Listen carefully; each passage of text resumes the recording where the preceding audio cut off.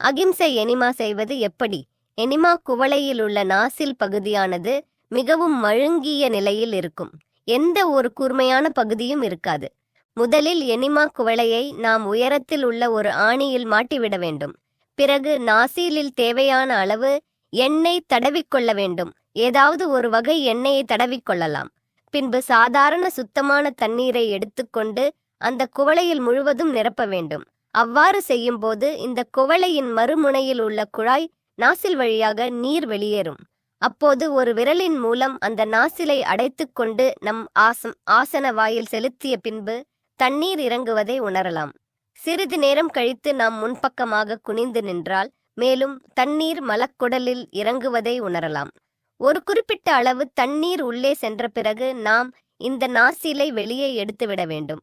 இந்த குறிப்பிட்ட அளவு என்பது ஒவ்வொருவருக்கும் மாறுபடலாம். அவரவர் அனுபவத்தில் இந்த அளவை நிர்ணயம் செய்து கொள்ளலாம். பிறகு ஆசன வாயை மூடிக்கொள்ள வேண்டும். ஆசன வாயை மூடுவது என்பது நாம் பேருந்தில் பயணம் செய்யும் போது நமக்கு மலம் கழிக்கும் எண்ணம் ஏற்பட்டால் அந்த மலத்தை அடக்குவதற்கு ஆசன வாயை இருக்கிறோம். இதேபோல் மலக்குடலில் நீரை செலுத்திய பிறகு ஆசன வாயில் நீர் வெளியே வராதவாறு இருக்கலாம். இது ஆரம்பத்தில் சற்று சிரமமாக இருந்தாலும் சில நாள் பயிற்சியிலேயே இது கைகூடும். பின்னர் அருகில் உள்ள அறைக்கு சென்று நாம் படுத்துக்கொள்ளலாம்.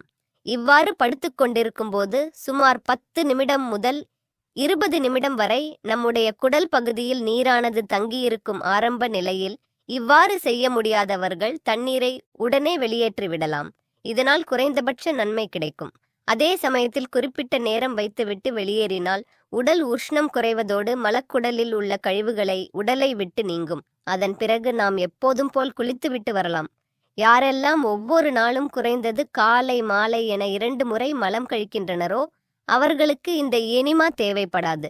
அதேபோல் முழுக்க முழுக்க இயற்கை வாழ்வியலில் தன்னை ஈடுபடுத்தி கொண்டவர்களுக்கும் இந்த எனிமா தேவைப்படாது. அதாவது இயற்கையான உணவுகளை உண்பவர்களுக்கும் மற்றும் இயற்கைக்கு ஒத்த முறையில் வாழ்பவர்களுக்கும் இவை தேவைப்படாது.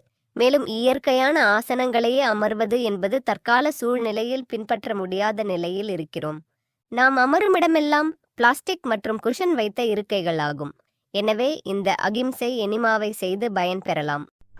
இந்த உடல் கழிவுகளை நீக்கும் முறைகள் அப்படின்னு ஃபுல் ஆடியோ புக்கு லிங்க்கு இங்கே தெரியுது இல்லைங்களா? அதை கிளிக் பண்ணிங்கன்னா நீங்கள் உள்ளே போய் பார்க்கலாம். அவசியம் எல்லாரும் இந்த புக்கை பாருங்கள். நன்றி. வாழ்க வளமுடன்.